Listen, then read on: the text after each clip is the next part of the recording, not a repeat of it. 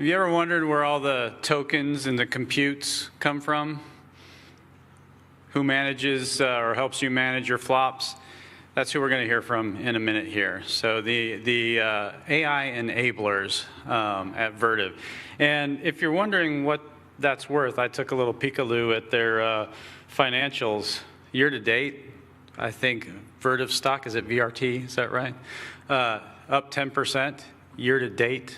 It's not the end of January yet. So it pays to take care of all this AI stuff. I think last quarter revenue plus 29%. Did I get that right? Yeah. I'm still hanging on to my my NVIDIA, so I think maybe I found a new place to put some put some money. Anyway, they are enablers of what we're talking about here today, and pretty excited to hear from Greg Ratcliff, is Chief Innovation Officer into high-performance computing, Internet of Things. He's also a professor. He's building the next generation of engineers who are going to do all this stuff that we've been talking about all week. He's won awards, including the 2023 iMason Award. Don't know what that is, but I'm pretty sure it comes with a secret handshake. Lots of degrees. I don't think I can name them all, but applied math, IT, PhD in something, big data, etc. So a very accomplished person. Kent Darzi is a 20-year industry professional as well. He's got multiple patents. We've heard that multiple times at this symposium. Lots of innovators here. Also published multiple times. 2019 University of Alabama Executive Alumnus of the Year. So without further ado, let me bring our Vertiv friends up to the stage.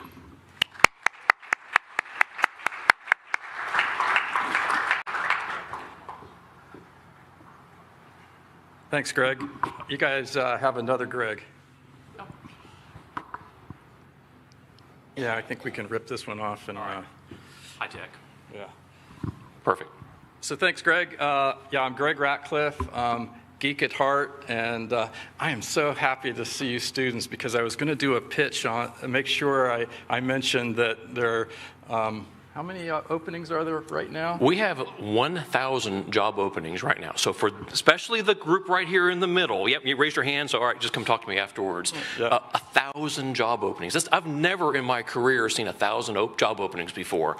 So if you kind of like the STEM sciences, engineering, which we'll talk about, yeah, come talk to us seriously afterwards. And you know, Kent, that's the technical job openings. There's just as many in other parts of the business, finance, logistics.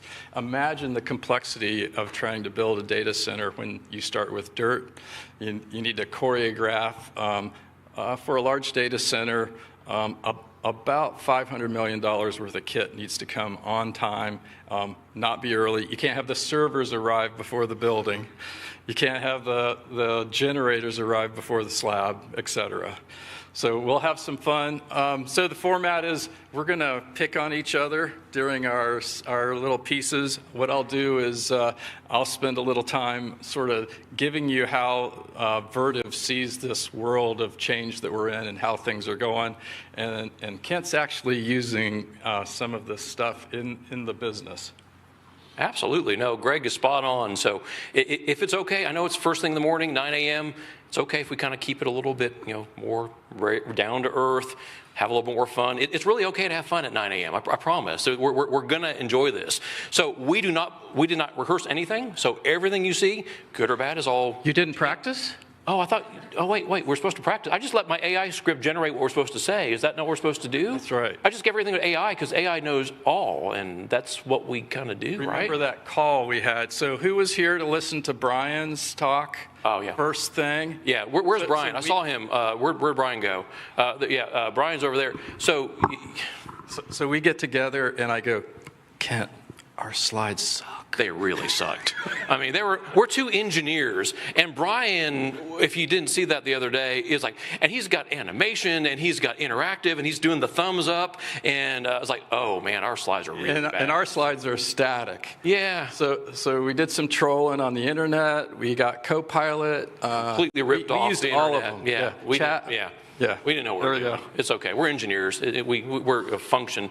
But Brian, you inspired us. I mean, literally from the heart, it's like, oh yeah, we got to step this up. We got to run it through and try to get even 10% as good as you did the other day. So no, this is going to be fun. So. And his advice was don't prepare.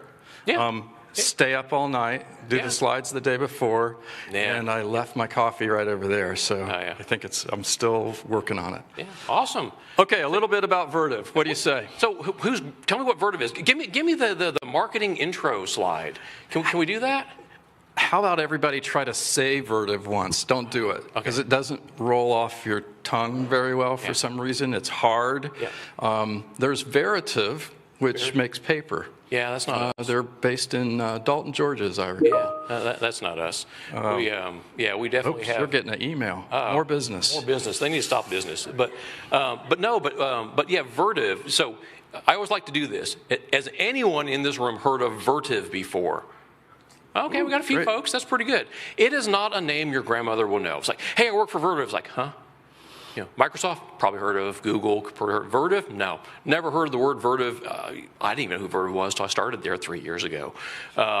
So it's a very interesting time for us to be Vertivians.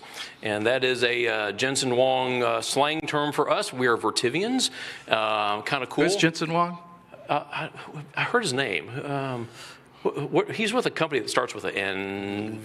The soap guys. Yeah. NVIDIA. The NVIDIA soap. Oh, no, the chip guys. Yeah. NVIDIA. Yeah. So my daughter says I am a Jensen Huang fanboy. It is not true, but the guy's pretty cool. You got to admit.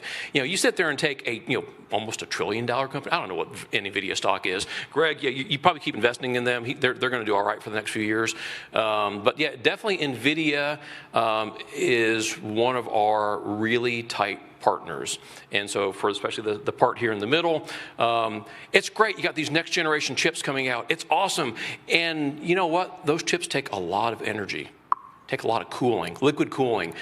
As much as we want tokens and we want GPUs and we want this next generation AI to take place, you got to have the infrastructure to host it. And so Jensen has come back to Vertiv and a few others, but I'll just say us because we're on stage and we got the mics, and we'll just say just us, and said, hey, I've got these cool chips, and like a year out and 2 years out and 3 years out, the analogy that he's always given us is like, hey, I'm launching my airplanes. You are the aircraft carrier, Vertiv. You have got to host these next generation plus GPUs that have never been seen on the planet before. So when we land, you're the aircraft carrier in the middle of the ocean, ready to accept the next generation GPU chips. And there's others. It's not just NVIDIA, but we're seeing this once in a lifetime, maybe twice in a lifetime revolution, not evolution, of how does compute happen? How do we use compute? How do we all in this room change from day to day? So Greg, who is Vertiv again? You want to give us your quick video clip? We've got a little video clip to play. We're not trying to sell. We're trying to convince you to come work for us in the future. So is that going to play? Yeah. The world depends on data we power and cool. From AI solving food shortages to building entire smart cities. From life-saving discoveries to digital twins modeling the future. We are critical to unleashing AI's potential, accelerating the pace of technology. Our adaptable solutions and scalable breakthroughs at speed and volume deliver optimization, resilience, and efficiency.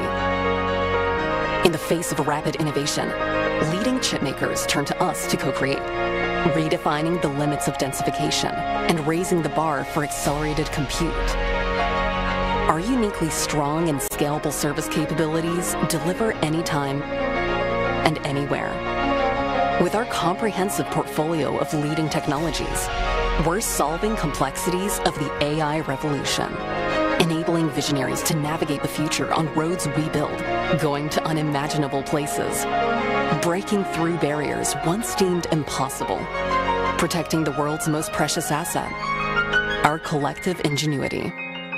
Because at Vertiv, we make data limitless. All right, that's a perfectly great recruiting tool. So if you want to learn about AI and think about kind of where the future is going, we want you on board. We want to hear your thoughts. We are actually, just real quick, we're actually have an office here in Huntsville. Anyone know Stovehouse? We're offices in Stovehouse. Cool place to work. Yeah. So we're about 100 in Huntsville. We're 30,000 across the globe.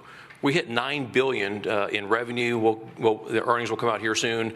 So 30,000 employees, $9 billion plus in revenue, and the future is really kind of fun. So if you like a roller coaster of things that go fast and up and down and crazy and exciting and innovative, our Chief Innovation Officer and I want to talk to you. So hey, tell me a little bit about this Vertiv thing. It didn't happen overnight, did it, Greg? Yeah. We're not going to walk through all of this, but maybe bounce to the next slide, Kent, and then we'll come back to this one that says 1965. So data center, Apollo era, who's seen Hidden Figures with the calculators? I knew this group would have all of it. So sitting in the corner in that movie is a computer room air conditioner, and it pressurized the floor, and if you recall from the movie, the thing was fragile. The IBM, not a IBM, the IBM was fragile. It had to have perfect temperature control. It had to have perfect power. I'll just share with you a little secret. When I saw the Liebert air conditioning unit in there, it just caught my eye, and then I remembered we didn't start until 1965. So it wasn't exactly historically accurate. So they probably did a control room from the late 60s or 70s when we were in, because the facilities did all, Marshall did their own computer systems and their own cooling. So it wasn't completely accurate, but I still that's our stuff. It's pretty cool to be part of Apollo. I mean, we're here at the Space and Rocket Center, guys. I mean, our stuff was there helping launch man to the moon. And it's that's a long time ago, and we're still around, and we're still completely infrastructure and changing with the times. I mean, that's really impressive to have a company that's been around for a long, long time now. So yeah, so what do you do? What is the Senior Director of Engineering? How's this fit in with what Vertiv does? Oh, so I get to this is one of the cool jobs. So everybody, and especially in the center here, if you're interested in tech, I want to encourage you. It is a really, really bright future. Any kind of STEM tech area, we love it. So what I get to do is work on products, and then we've kind of been challenged, and I'll talk about this a little bit later on, that are innovative. So while Vertiv is making all this infrastructure to host the AI generation, which everybody in this room is part of, I actually get to build products that are going into a data center that are running all these cool electronics that we'll learn about here in a little bit. And then I get to use AI. And that's my favorite part. Anyone heard the term eat your own dog food? Has that anyone kind of heard that phrase before? No. Drink your own champagne. Drink your own champagne. See, I didn't come from the upper level that Mr. Ratcliff over here did. So yeah, we're dog food. But it's kind of cool. It's hey, we're this really cool AI company. Why don't we use AI? And, it's kind of fun when you get to be senior director. It sounds kind of fancy, but it's really not. But, hey, I get to actually go tinker and play with all these cool AI tools. So literally, Greg brought me an NVIDIA machine sitting in the trunk of my car from Ohio on Monday. So I've got a brand new DGX Spark sitting in the trunk of my car. Don't steal from my car, please, please, please. But it's here's some new toys. Awesome. So I get to build products. You told me you would boot it up. I know. I was going to. We're working on slides and practicing. I know. We're again trying to get to Brian's level of slides. We're going to power up the DGX and just have it generate everything. It just didn't get there yet. So Greg, tell me a little bit more about this Vertiv. So what do we do? So we're there in Apollo. That's pretty cool. What else? What else do we do? Back it up there, big guy, because we're going to talk about what does a Chief Innovation Officer do. Yeah. So I get engineers ready for what's next. I think it's the coolest job in the world. I recall when I was recruited to do this, our CTO literally grabbed my shirt and said, I have a job for you, and it won't have any deadlines. Wow. Oh, wait. I want that job. Can I have those rules too? I always have deadlines. No, you are the man that executes, that builds things, just like Huntsville. We build things. But engineering is so cool. It's an art. Go do something that's never been done before. but on a schedule. It's got to be done by Tuesday. That's my world. It's like, yeah, these impossible things that people like Greg come up and create with, and then I get it tasked to, it's got to be done by Tuesday. So I don't know how to do this. Yeah, go figure it out. So just last week I was at MIT. We were funding some research projects in quantum computing. So all this stuff and the power that we're using right now for normal computing, it's pretty good. It's changing the world. Yeah. But quantum computing is coming. Not like fusion power. I mean, I saw a quantum computer run. And so my job is to sort of gather all this up and bring it over to Kent and his team and say, hey, wouldn't you like to try some quantum computers out?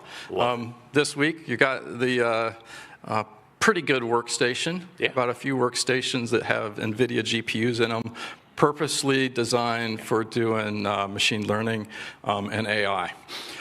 So also, not just getting prepared from a regular standpoint of technology, but to get the business prepared and our staff prepared, and to find folks that want to join not just Vertiv, but the entire ecosystem. So every business that's involved in the building of the internet of the future has openings, has opportunities. Come on in, the water's warm. Actually, it's hot. It's really hot. So let's talk about this for a second. So for the high school students in the middle, I want to ask you a very extraordinarily serious question. And I want show me a raise of hands. Everything AI is awesome, and all of us in this room are loving AI because that's why we're here. We want to learn about it. Did you know it takes a lot of power to generate AI clusters and compute? Yep, everyone knows that? Okay. All right, so here's my very serious question. If I said, especially to everybody in the room, but especially the group here in the middle, if I gave you the choice, and you have to pick one or the others, and this is an either or, you can either have Instagram or your social media of choice for a week or a hot shower. What would you choose? Who would choose Instagram over a hot shower for 1 week? One guy. All right. That's my man. You're awesome. Come talk to us. We're going to hire you.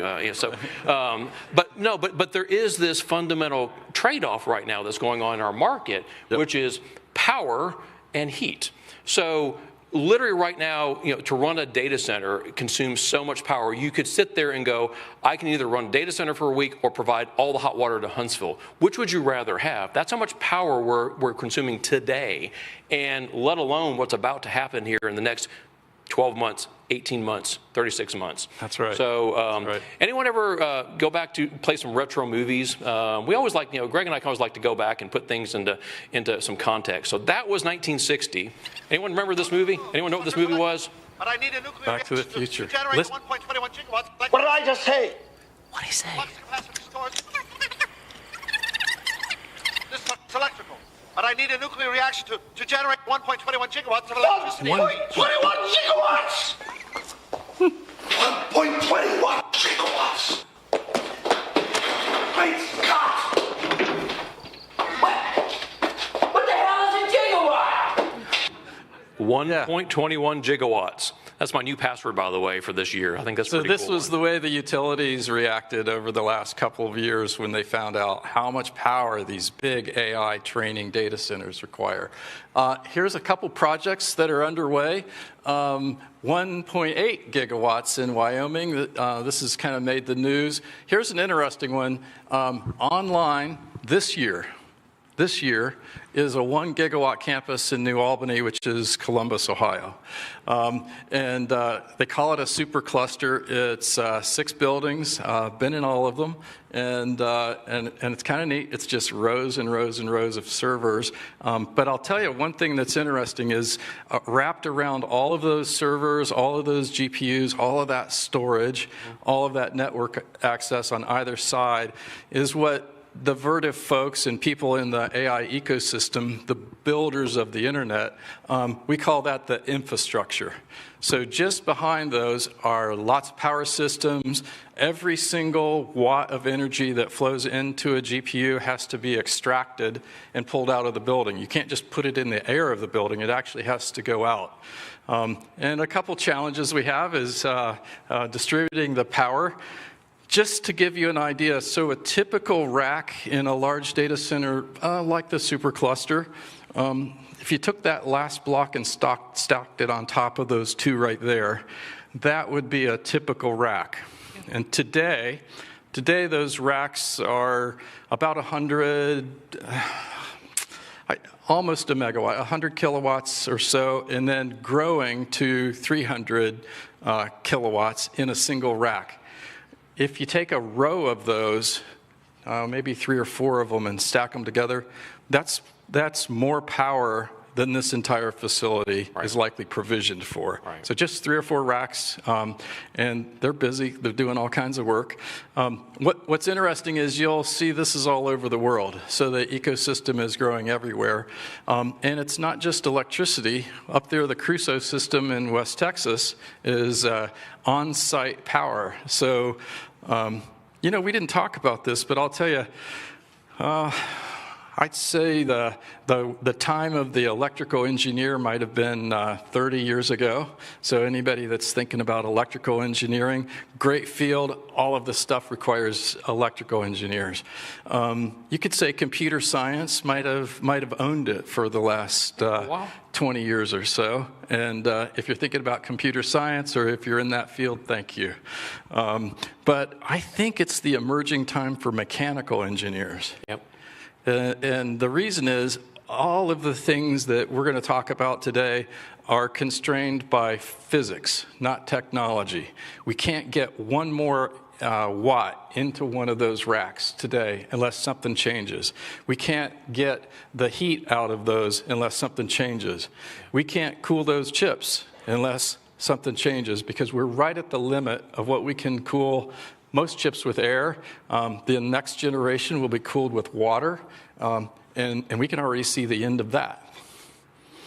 This is really cool. Hey, I want to point out one thing. So we learned something on Tuesday's session. You notice that this is not just U.S. You see it is all over the world. Everyone can see on the slides, these really large countries are starting to invest in data centers. And these are all of our friends. These are our friendly countries and so on. But these are the ones that we know about. You start looking at cyber attacks, because we got the cyber school here. We've got a lot of folks in the audience from Huntsville. We're a DoD space town. Cyber is important. But you look at this going, okay, there's lots of countries now investing in AI, not just individual startups or businesses or whatnots. And the reason for that is they're looking at AI as this next way of the next set of business intelligence, the next set of cyber warfare will be AI-centric. So all these bots and agentic agents, which we're going to talk about, now have the ability to do things faster than a human ever could. So what you're starting to see is nations investing in large data centers. They're the ones who can provide nuclear power. They're the ones who can provide turbines. They're the ones who can provide all these type of things are starting to come into play as a global differentiator. If your country is an AI-centric country, you have a technological advantage over the bad guys. And so what we start looking at is data centers now become a country national security effort. So if you have an interest in cybersecurity, going back to your point, electrical, computer engineers, computer scientists, cyber is becoming a very different game. And we learned a little bit about it on Tuesday in one of the sessions. Now we've got cyber bots that are attacking, and the old spam that had misspellings and typos, those days are gone, because you've got AI bots and agents and agentic agents learning your particular patterns. And so you start looking at that infrastructure need, going, wow, this is kind of expanding out to more than just a U.S., more than just a, what can I do to create the greatest VO picture? We're starting looking at, okay, what is national security and products getting together. So these are really starting to be not just a U.S.-centric trend. That term, new term that emerged in about the last year or so is called a sovereign data center. So those are nation-owned data centers, and there's one that came out just about a month ago that we're helping build, is a data center cyber embassy. What do you think that is? So just the way the U.S. has an embassy in India and probably in Saudi and a bunch of other countries, a sovereign data center owned by the United States could be sitting in another country. It has our data that we could use there rather than transport it across oceans and across the world. So there's the cyber, all of the things that we think about are the physical constructs are starting to happen in the ecosystem of the internet. Yeah. This is getting trade fun. ports and this is getting really embassies. cool, guys. We're about to, you guys in this room get to change how we're all going to think. So, opportunities. What do we got here, Greg? Looking at a bunch of bar charts. It's kind of boring. Yeah, so You need to add like fireworks to the slide. you could say, hey, Greg and Kent told me that this thing is growing, but it's growing pretty fast. So just in the last few years, we think we're going to go 3.5 times for just the data center capacity and the growth of that. But what's really interesting is what the big four have chosen to spend on the infrastructure. So you could go work for those guys, and that would be great. But the rest of the ecosystem, there's about 10 of us that are building data centers, the big companies around the world.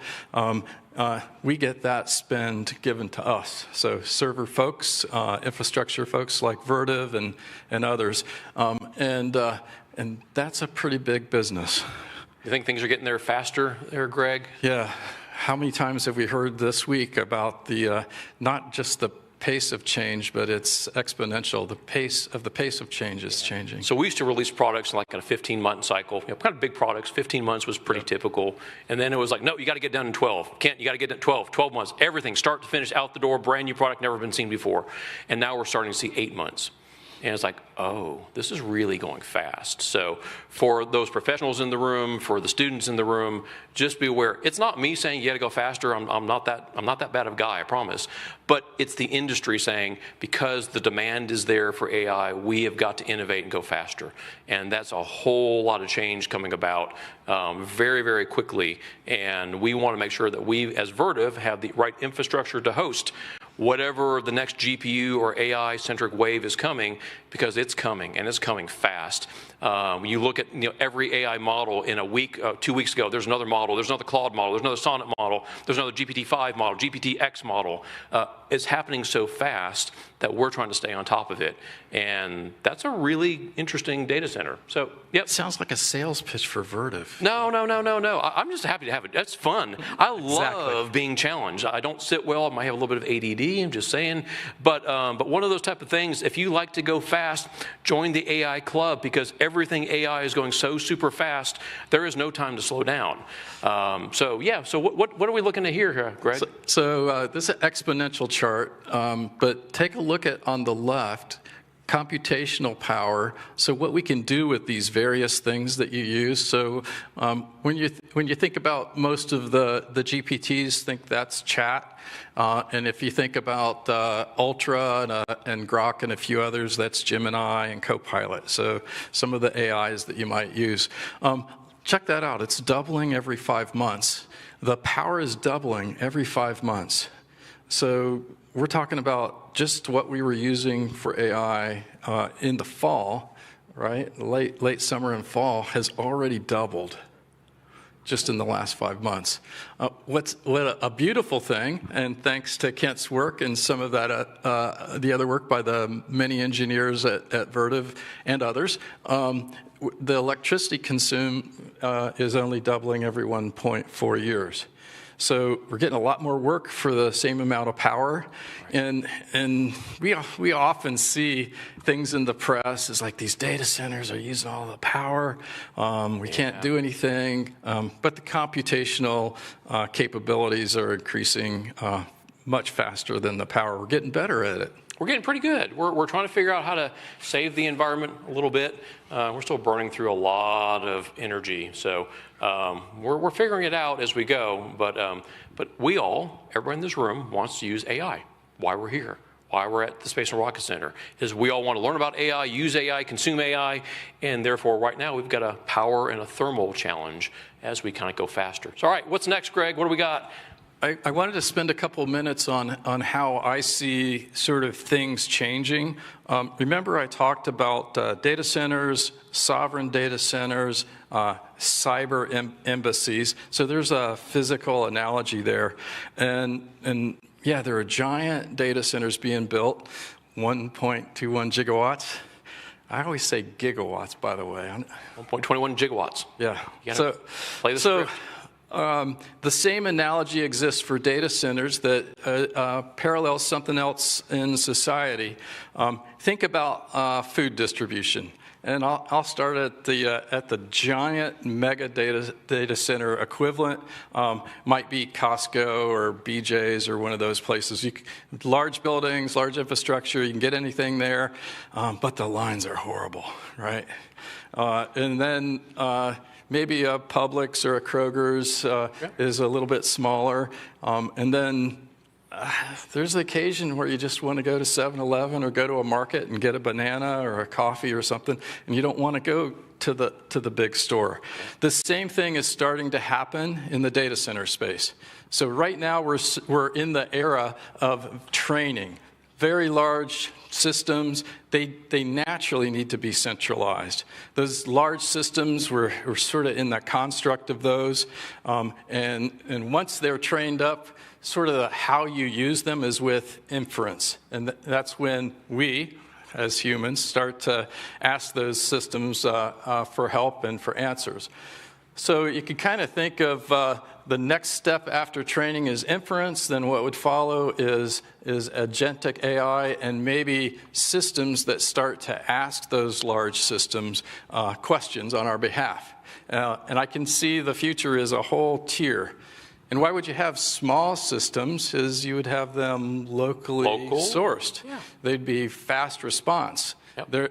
I suspect not too far in the future, there will be some AI system here that's serving the needs of the rocket center. Yeah, maybe like at Space Camp, they might put some more AI compute power. And where do they get them from? I don't know, but I know the infrastructure company they could probably make a deal with right about now. That's right. Right. No, but it is moving fast, y'all. It is a really cool. We're talking about this word agentic and a little bit more, and we're going to talk about how do we actually do some of this stuff. So, what does this training model look like here, Greg? So yeah, let's just take a look. This one we should read. So training, it's centralized first. This is where we are right now in the world of the internet. So I'm just curious, how many have kind of switched the way they use Google or Bing, have switched from doing their search there, asking an AI first, where you just sort of like. Who goes to AI first? I mean, who literally goes to a ChatGPT or whatever? Already half of sort of. Isn't it odd, your behavior? I mean, Google was first for everything. 100%. For a long time. Yeah. And inside of just a couple years, we whip up Chat or Perplexity or Gemini and ask it instead. I've made the conscious choice, and I've told both my kids, you will, no offense, I love the Google guys, they're great partners, but and they've got a great Gemini product, but we're going to use an AI bot for all of our questions. We're not going to a search engine. If you can't ask AI the question, if it doesn't give the right answer, we should be making that AI engine better. And that comes into the training. So every time you ask a question, you all know this, it learns from you. It asks your questions and knows good responses, bad responses. All of these training modes are constantly learning. And they've gotten better, like in months, not just in years. Like we're talking 3 months and you've got a whole new Claude model that comes out that's exponentially better. It's because it's learning from us and keeping what are good answers and bad answers. And so this is kind of an exciting, fun time for businesses and consumers. But yeah, the days of a standard question answer out of a search engine, gone. The days of an AI enhanced or an AI autonomous answer, that's what we're starting to get to, especially in 2026. For you guys at the cyber school, maybe look outside, and I'm going to ask everybody else another question. Nobody's ever paid for Google. Well, indirectly we have. But how many of you in the audience are actually paying for some kind of AI at your company, by yourself? Okay, so all you students look around at all the hands that are up. That's where that $100 billion is coming from. We never paid for Google, but man, we're willing to pay for AI. Yeah. And so there's another shift. My job is to notice things like this. It's like there's this other shift. We're starting to pay for great information. Maybe we can trust it a little bit more. And these giant systems, Josh in the workshop yesterday, it was really interesting. He's like, man, these things do not really have any idea about time. they just sort of work at things. And this is sort of one of the challenges right now is a deterministic, which is I could predict when something is going to get finished, or I can plan and provide to you a guaranteed response time. None of that happens with the modern systems. They get a little busy. You use up all your tokens. Hey, Kent, what's a token? First time we used that today. Isn't that what you put in the video game machines? I'm going back to my era again. It's like, no. Galaga? Yeah, a little, yeah. No, so, I mean, obviously a token is a unit of compute. I think everyone in this room knows what we're doing. So tokens are the next, I mean, literally how we generate our AI compute power. So every token is generated, it looks at your inference data, looks at all the content to generate a token, works on that token to basically give you an answer. Thousands and thousands of tokens for a standard query. What we're starting to see, though, is you start looking at, depending how you optimize your search and your prompt engineering is a real thing. We learned about it this week. We're going to continue to learn about prompt engineering is one of those things that will generate a lot of tokens, a little tokens, good answers, bad answers, mediocre answers, somewhere in between. But that is the unit of our job at Vertiv is faster time to tokens. Because the moment you can stand up a next generation data center that generate more tokens, the faster we can all get answers and better answers and better answers and so on. So time to tokens is a real thing. In fact, one of the metrics of how good a data center for training is tokens per watt. And that's where that 1.4 times and doubling every 5 years is coming from. All right, so training is kind of where the world is spending a lot of its money right now and a lot of time. And we've already seen some of the results of that with the inference that we can see. But I'll tell you, one of the things that's neat about those systems is that they're starting to become more regional. Did you notice those data centers that are being built all over the world where those systems get used? Just like a giant food warehouse, you take the information to where it's going to be consumed. So that parallel that I discussed really exists in the building and the constructs of the next part of the data center space. All right, why are we here? So one of the things that's kind of interesting is static inference, where we're just sort of going to ask it questions and it's going to respond with pre-trained things. Okay, yeah, that's great. Those systems will stand up. Those might be the Publix and Kroger's of the AI world. And those systems will provide pre-trained information. But what about things that are changing often? I asked who won the basketball game last night, and I don't think Perplexity knew what basketball game was being played, or any of them, because it's living on its past training. Right. And so closed-loop systems, I kind of really think this is the future of the next few years, is to allow autonomous systems of many kinds to work closed-loop and train themselves. So we're building these giant AI systems, but I think we're going to have AI in our hand. Yeah. How big is that AI desktop system that I gave you? Oh, physically this big. It's phenomenal. Spark, it's maybe 8 inches long. It's really tiny. And you've got a new NVIDIA chipset that I can sit there and run on it as a desktop. Coolest gaming system ever, but you didn't hear that, Greg. Or I can sit there and use it for work purposes and generate new LLMs and models and so on. Yeah. So, but no, we're getting to the point where local compute is becoming real. Power consumption is reasonable.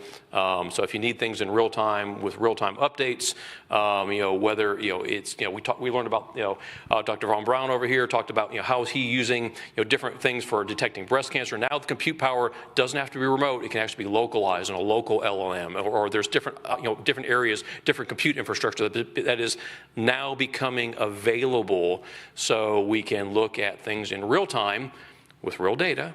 But locally, maybe where there's no internet connection. And so those are starting to become reality. I was at CES, the Consumer Electronics Show, a few weeks ago, and I got to see a DGX Spark. It wasn't a real stick figure. It was a virtual stick figure. I got to see it learn to walk in front of me. And they had the monitor up, and they gave it the parameters, and they were showing off a large physics model, not a large language model, but a physics model. So the stick figure understood gravity and force and weight and mass. And it was interesting to watch it learn to walk, a little bit different than a toddler. Its goal was to move from here to here. Yeah. And the first thing it did, it stood up and it started at point 0 and it took its feet and it fell flat on its back. It didn't understand how to walk yet. Then what do you think it did next? Fell forward. Right? It's like, oh, I can't fall backwards. I'm gonna lean forward and boom on its face. And then the NVIDIA person accelerated. It's like, I'm going to let it fall 100,000 times, and you'll get to see the images. And guess what? Inside of a minute, it's walking just like you and I. Wow. Self-trained. Self-trained. So this isn't a library. This isn't a big thing. This is physics and a stick figure self-training how to walk. And I'm like, I'm buying 2 of these things. I get one and Kent gets one. That's awesome. So let me kind of, we're in the Space and Rock Center. This is the coolest place on the planet. I got to admit, 1, this is a great venue, so thank you to our hosts. But 2, for those thinking about Mars, which we're all thinking about Mars, just to be really blunt, if you put one of these little DGX Sparks there, because you're going to find things on Mars. We are going to go to Mars. I am positive we're going to Mars in my lifetime. So you put some of these AI compute powers that, looking at things on Mars, like, what does this rock do? What does this, you're doing real-time analysis. Well, you can't send the waves back to Earth and wait the 8-9 minutes, or, the transmissions will take a long time for compute. So why not have local AI on Mars or on the moon? I mean, all these type of things now become reality, where it used to take massive computers and massive, PhDs in rooms and awesome, great heritage to stand on. But now if we can start doing things in real time in space, on Mars, on the moon, this is where it gets really kind of creative and fun. Our job as engineers, both our jobs is, and probably everyone in this room, in some way, shape, form, or fashion, we're creators. Right. We create content, we create new ideas, we create learning opportunities. So we like to tinker. We're all creators in this room. Now, the tools may be different, software versus hardware versus, it doesn't matter. But we always like to create things. So the explorer and the innovator in me, and really probably in all of us, is how do we create things that have never been done before? And that's where we start getting into AI as a helper and an additional brain power that I've never had before. You did practice. You kept saying, stand on the shoulders of others. What? World War Z. So this is kind of what the ecosystem is like. We have to get over that wall. We have to get the next products out. It's not horrible. It's a lot of fun, but not a lot of sleep these days. So come on in, the water's warm. It's all fun. I'm not going to play that movie. It's long. So while training, we think in the future will stay centralized, and there's lots of opportunities for Gamma, Google, Amazon, Meta, everybody. Apple, others.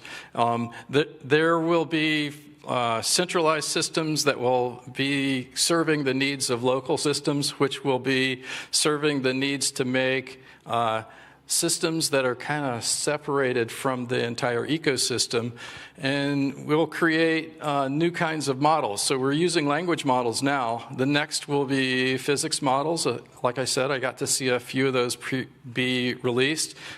There are chemical models that will be released. There are also electromagnetic models. So think radio and sound and audio and lots of other technologies. And these will inherently be trained and understand that physical property. Mass, gravity, sound, magnetic waves, audio, radio. It's pretty dang cool. And those will all be localized. And you'll use those for specific missions. What those missions are, I don't know. Going to Mars, I'm telling you, those missions are all going. Hey, let's shift into putting this to real use and how you use this inside of Earth. This is where Greg does this to me every time. We're talking about all this theoretical fun stuff, Mars, and he goes, all right, now, Kent, let's talk about the boring day-to-day engineering stuff. And it's like, all right, you all have seen the history of AI. Everyone knows this has been around really for a long time. It was called machine learning. It was called, digital things. You look at the neural network, classic AI, it's been around a really, really, really long time. However, does anybody remember the first time they heard the word ChatGPT Anyone kind of know? Yeah, kind of remember that day? He's like, yeah, lightning. Oh, what is this thing? And you start asking it questions. All right, what's your name? Tell me what you can know. And it starts giving these little kind of, corny answers because it wasn't really that good about, a few years back. That's like about 5 years ago. I mean, you think about it. Really, ChatGPT came on the scenes 5 years ago as a household name, something your grandmother may have heard of. You may, okay, yeah, ChatGPT, I've heard a little bit about this. So I like to use a lot of analogies. I think that they kind of help, make the point. ChatGPT or any of these AI engines are about a 5-year, in reality, enabled, technology. So we're, if I was to say, if AI was a human, we're dealing with a 5-year-old toddler. That kind of makes sense? Yeah, about the right time frame. We're dealing with a 5-year-old, kind of technology. If I asked anybody in this room, and if you answer this, you're just lying. What is this 5-year-old toddler going to be when it grows up? Nobody knows. I don't know. Nobody in this room really knows because we're dealing with a toddler. It has a great knowledge base. It has a great start. It is growing and learning every day. But what it becomes when it goes into high school or when it goes into college, I don't know. Are we talking, the Terminator, Skynet? Maybe, probably not. Hope not. Are we talking this really great AI assistant, this doctor now? Maybe. But we're dealing with a 5-year-old equivalent of a toddler, if I use my analogy. So I look at this as we're at the very, very beginning of this agentic AI, generative AI movement. So how do we at Vertiv, Greg comes up with these really cool ideas, puts them on a slide deck and go, hey, can't go build this. It's like, oh, I don't know, go build this. I'm just trying to learn how to spell AI. This toddler's not too bad. Toddler's pretty good. You've done some pretty neat stuff. We've done some pretty cool things. So we're dealing with a 5-year-old technology toddler. So let me show you a little, let me kind of make it real. So things that we're trying to do. So we have this thing called a MindOps initiative. Anyone heard of Skunkworks?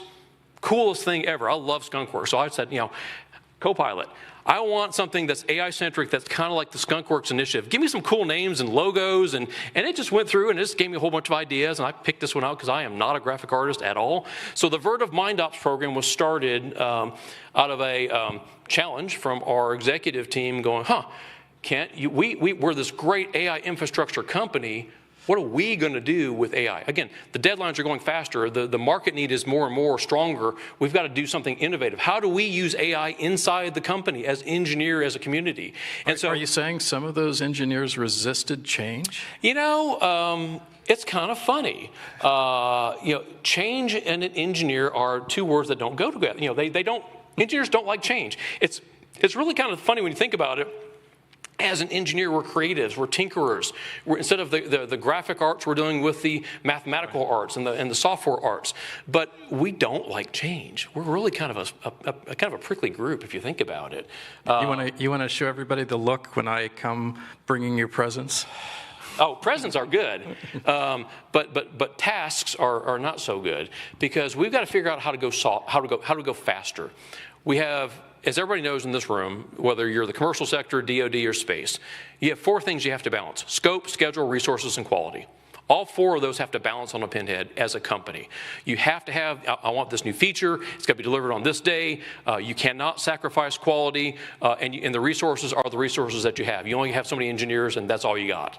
So we're looking at this going, okay, I've got to balance these 4 things on a pinhead consistently: scope, schedule, resources, and quality. So how do we, Vertiv, our creatives start coming in, and my creatives comes in. How do we go faster? I got 1,000 job openings across the company. I can't hire 1,000 people overnight. It's not going to happen. How do we use AI to help us go faster? How do we, make sure we don't sacrifice quality? Automatically creating code that has unit tests in there. All these type of things are really kind of becoming cool. So, if you look at how you normally expect, anyone seen this software adoption curve? Kind of a standard. Has anyone in this room seen this before? This is like, yeah. All right, seen thank these? you. Yeah. So this is a very standard way how you expect, adoption. I said this. Hey, in Q3 of 24, we kind of did some trials, and I got a couple people who weren't resistant to change. Hey, let's go try this Gen AI thing. Hell, yeah, I got about a handful of guys, and we tried it, and we tinkered with it. Hey, this is something. This actually looks pretty good. And we said, oh, this is really cool. And then the problem and yeah, you can stop recording right now to not get me fired, is our executives heard about it. It goes, oh yeah, that's great.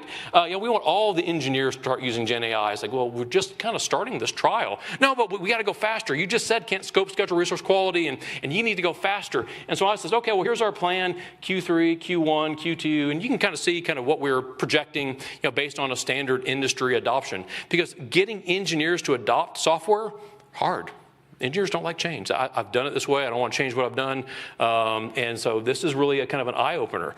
And so we kind of sat there and go, okay, well, this is what I think we can do. And, by second half of 26, we'll have, 750 software developers using AI at Vertiv to go faster. This is great.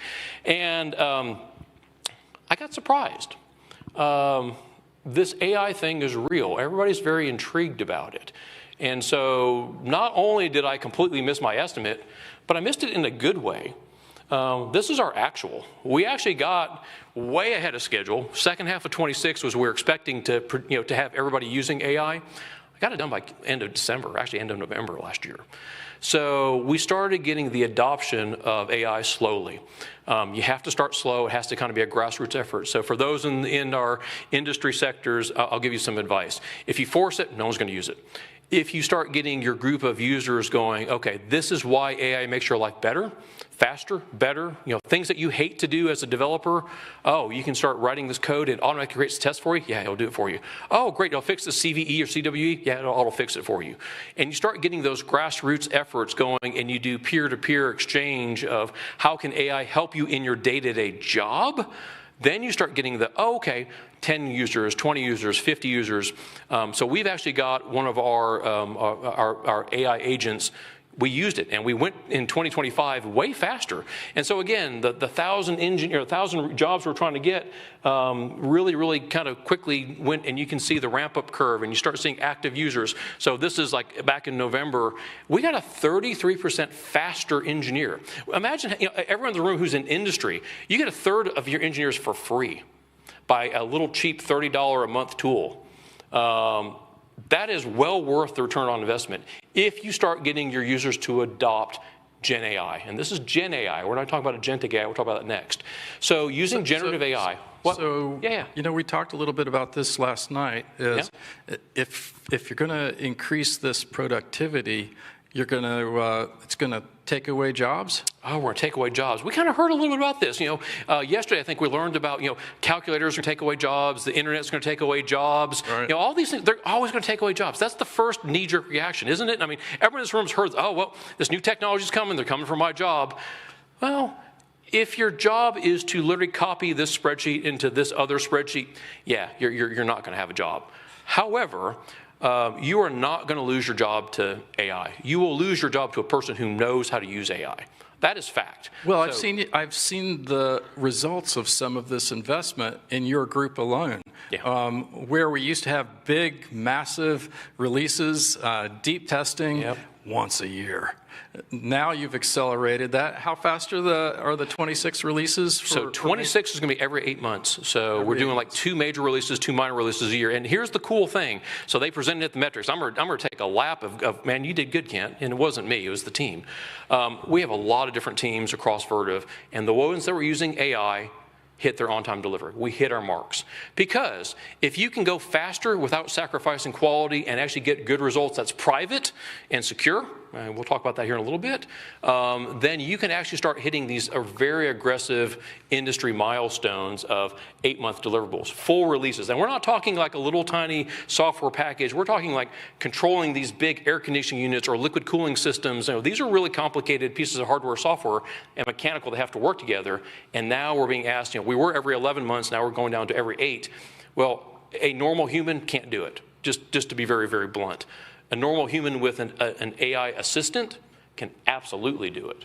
Well, I have the same conversation with our marketing folks, and guess what they're doing? They're accelerating the major campaigns. Nice. So rather than 2 or 3 a year, we're going to have 12 campaign releases a year. So the way I see it is I'll make this up. Sure. 6 to 8% of our business will be dedicated to R&D, and that will happen forever. Yeah. And we'll just go faster. Same thing with marketing. There's about 5% spent on marketing. We're not going to cut those jobs. We're going to accelerate. Let me take you down a little path. All right. What about the junior engineers? I've heard some folks say it's like AI's taking away their jobs when they finish college. Yeah, I've heard this. So I've got a 20-year-old daughter, and this is always the challenge. Like, the entry-level jobs, quote-unquote grunt work. Sorry, I did not mean to say that in a negative way. But when you're coming out of school, we're going to give you all the jobs that we don't want to do, just to be really, really blunt. Fair? I mean, as people in the industry, go move this around. Well, what's happening is it's actually not taking away the junior level jobs. The bar has just been stepped up. Exactly. So now I expect when I hire a new grad engineer that they have some AI skills. They have got to walk out of school with a set of skills that they can start using a generative AI or agentic AI. So these are the type of things, the new technologies that have come online that are no longer optional. I don't care if you're marketing, you're engineering. I want you to do a SWOT analysis if you're business. I want you to generate a marketing campaign using VO. I want you to, all these type of things. I want you to use these tools. So when I interview somebody, as great as having a 4.0 GPA is, and great if you have a 4.0 GPA, it's awesome. I want you to have AI skills that you've at least tried some things and used it, and show me as a hiring manager, or show me as an engineer that you can actually adapt to this new AI world. Whether you like it or not, it's here. I want you to use tools in your tool belt. We were talking at lunch the other day. If you have a hammer, that's great. It doesn't self-build a house. That's true. You still need the carpenter and the architect to design the house and build the house. That's the humans in the room. That's what we're going to be doing. Continue it for a while. That's right. But using faster hammers, like a nail gun versus a hammer to build a house, yeah, you should use that technology. Those are things that are kind of cool when you start thinking about what can we do. So just as many junior openings, first year graduates. You'll need to know some prompt engineering, probably. Prompt engineering, yeah. So we kind of did this test. We got about 33% improvement, and I go, that number is it's just a metric on the dashboard. Do we really get that much faster? I'm sorry, Kent. That's okay. No, that was it. No, you go to the next one. Go to the next one. Okay.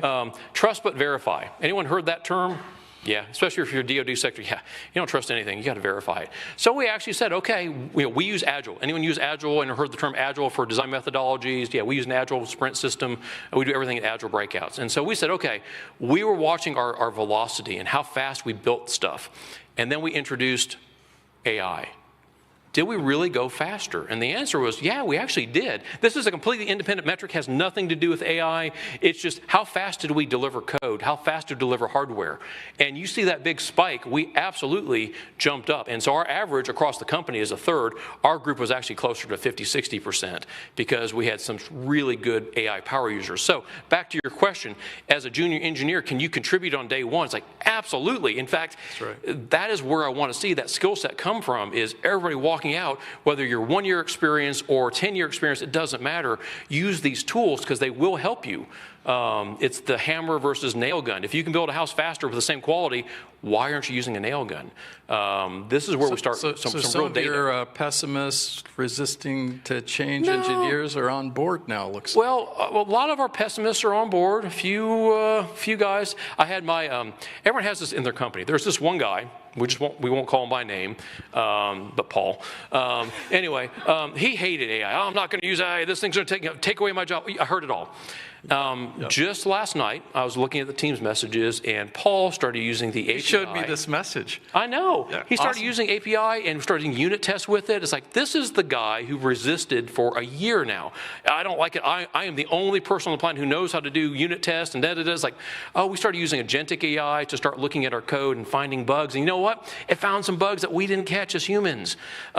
This is really kind of cool. Find that escape before it goes out the door. This is what you want to try to see. And so as an industry leader, as a very interactive technology company, we want to go faster. So, hey, I want to get to some questions because I'm sure. So here's your 1 minute warning. Come up with a zinger question for Greg and an easy one for me. All right, everyone got that? Got the rules? All right, good. Okay. Don't be going on. Don't go to Gemini. Don't go ChatGPT. Goes, all right. How can Vertiv do this? So, all right. So, but I want you got a 1 minute warning. So we're going to start handing on the mics for questions. But I want you to think of a couple good questions, especially for him. He's really super smart. So we kind of sat there and looked at how do we use AI. AI in 2025. And so we looked at generative AI. Generative AI is you do a chat, it gives you an answer. You do a chat, it gives you an answer. It looks at your code, kind of gives you an answer. Generative AI. That was 2025. Man, that's so old school. That's like 30 days ago. I mean, that's old school generative AI. So generative AI is basically filling out and doing things on chat response. Really, really cool. These models are coming out so fast that we're just kind of in awe. So we use predominantly a Claude model. Anyone heard of Claude? Raise your hand. You heard Claude models? Yep, Claude. So we predominantly use the Claude Sonnet 4.5. We've recently switched to an Opus model, and actually kind of a hybrid. Opus takes more tokens, goes a little bit more in depth and detail, thinks a lot, kind of gives you a better answer. But I kind of get, again, I like analogies. Sonnet 4.5 was like having a senior engineer sitting right beside me as I'm writing the code or I'm working on the product. Opus is like having a senior principal architect right by my side. And so having the different models to choose from depending on the problem that I'm trying to solve is great. Hey, I need a senior engineer today. Okay, let me use the Sonnet model. Hey, this is a really, really hard problem. I don't even know how to start. I need an architect to help me design this. So these are all the tools. The difference is tokens. How many tokens do you want to spend to get your answer? You need a quick answer, use a Sonnet model. If you want a more in-depth, thorough answer, a Greg type of an answer, a PhD kind of answer, get an Opus model. These are the type of things that we've done. I've got a little quick video. Generative AI was the you can just kind of let it play. I don't even know, I think we have a little bit of sound. So I'll just kind of let you mouse over. It's like a 1-minute video. I'll tell you what agentic AI is and why it matters. Because now when I have two racks side by side, the card information is actually being hidden. So let's see what it does. So this is agentic AI. It's auto-applying. That window is popping under. You saw it pop under. It didn't work. So we still want a human right now. We still want a human to go yes or no. I don't want to just give it full, unlimited, which we can turn this off. But I still wanted a human to walk through and say, hey, we got this mouse over problem. It's not popping up just right. Why is this happening? This would sit there as an engineer. These are pretty normal problems, just a standard GUI problem. And once Jim got the right code, the right prompt, down here he gave it a couple prompts. I kind of snipped it out for time. He's sitting there letting the tools run through and identify why did that mouse pop over, pop under happen. Here it is, and now when he does it. Oh, look at that. Now I can get to the edit card. Ta-da. That's perfect. Perfect. All right. So what's this trained on? So this is what I talked about, the Claude Sonnet model. So this is where we start getting, okay, this literally took Jim, if you watch it, 12 minutes. There's a bug, my code doesn't work. He prompted it once, got it mostly right. He prompted it twice, and it got it all right. This was a 12-minute effort to find and fix that little pop-up error on an internal program. This is something we don't ship. This is just something that we use inside. Great. Jim, senior architect, really, really smart guy, said, if I was to do this by hand, just as my normal, traditional process, this would take me at least 4, maybe 8 hours to get working. It took him 12 minutes on agentic AI. Yeah, 3 of those hours is, what was I thinking when I wrote this? I know. But agentic AI is the year of 2026. Generative was the 2025. We loved it. It was a great year. If you haven't had agentic AI in your sites, you need to have it this year. This is the year where everything changes again. Agentic AI is now autonomously doing things for you, looking at entire programs, looking across all your source code, all your products. Agentic AI will allow you as an engineer to go and find, hey, I want to create this brand new flight simulator we saw from somebody yesterday. It'll create a brand new flight simulator for you. Hey, I want you to fix this bug. It'll just fix the bug. You still want the human to kind of guide your prompt yes or no, but we definitely have seen a shift in the power of AI starting second half of last year, going from generative AI to agentic AI, autonomous AI, having a senior engineer side by side and actually doing the code for you. So now, going back to what we started, I can become a creative again. I can code without having to code. I just have to know how to prompt it just right. But I know what I like, I know what I don't like. Vibe coding is awesome. And so this agentic AI tool suite and helper now allows us to create things faster than we've ever done before, fix things that bugs that have ever been, before they've been found, and start working on these ideas. Greg? So I told you, this is not dog food. It's not dog food. This is champagne. This is pretty good. So again, when Greg gives me these challenges of, hey, go figure this out, we can now actually try to figure it out with some help. So we have we're going to name the next model after you, the Ratcliff Sonnet AI. I like that. Yeah, that'd be pretty good.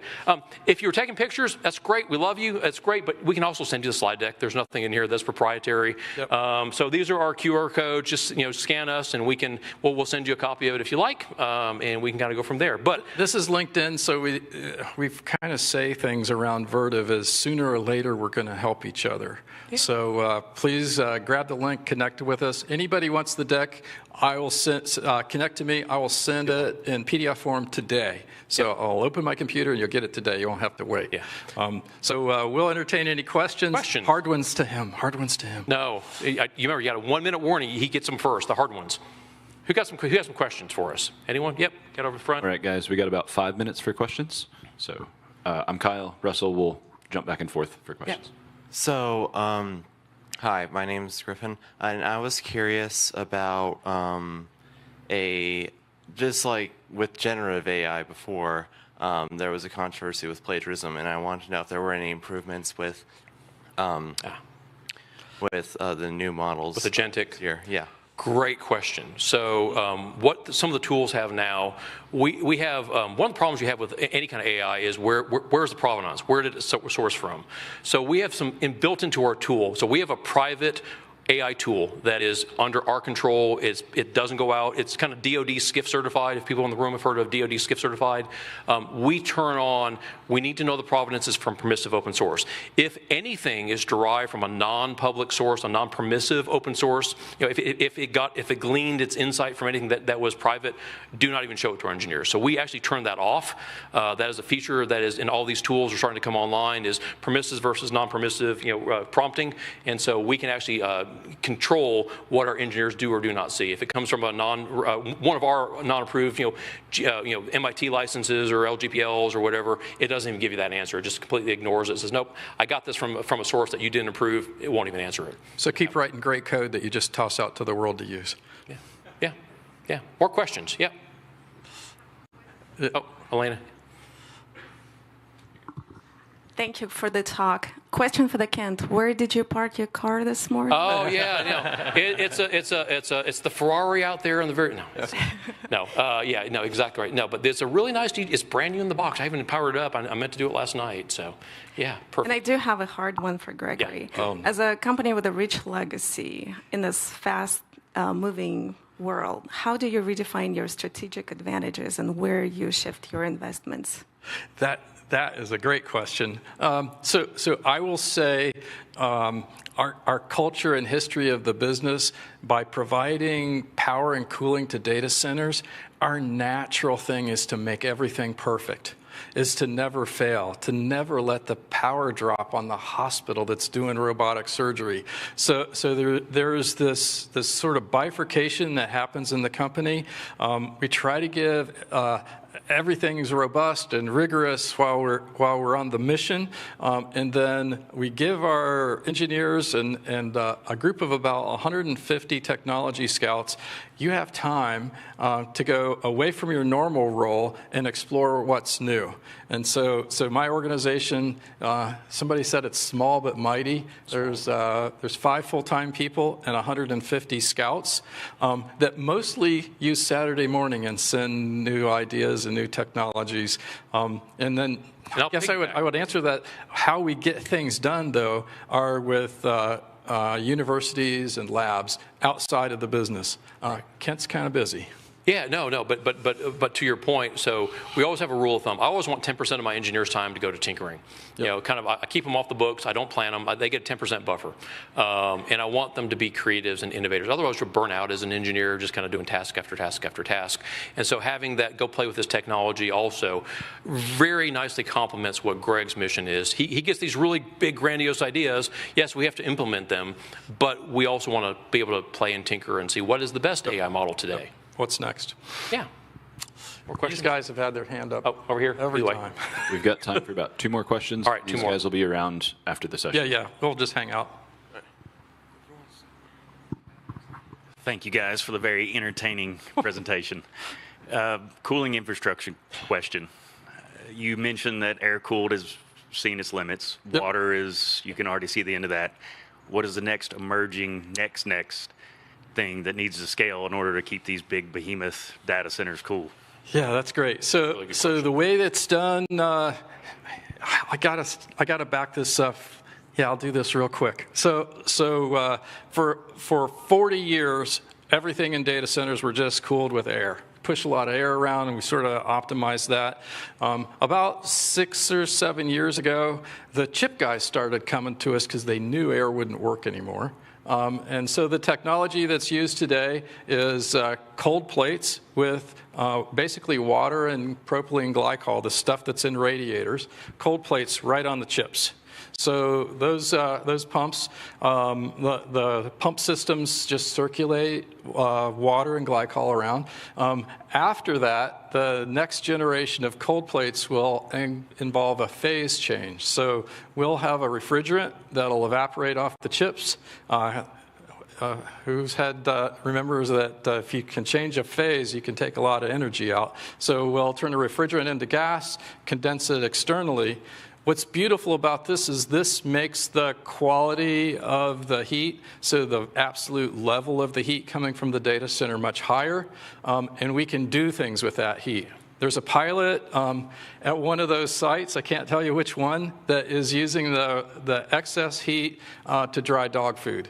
And so all of the dog food that was being dried with methane and natural gas, those pipelines have been shut off, and now the data center heat is drying dog food. Right. Awesome. Interesting application. Okay, got another question? Oh. I had a question earlier. You mentioned you taught your daughter, I believe, to go straight to an AI when researching. Right. I was curious, when would you draw the line of researching and developing those cognitive skills of being able to analyze a series of information and determine the accuracy rather than going straight to AI and using it to research for you? That is a great and a really loaded question. And we're out of time. Thank you very much. We'll get no, I mean, the short answer is there is a little bit of insight. So we all know AI hallucinates and it lies really, really well. And so you have to have a little fortitude and insight into, is this answer, does it pass the gut check? There are tools now that you can sit there, it's called a temperature. If you do not have pure fact, do not give me this answer to, I'll give you a little bit of slack, 20% temperature gradient.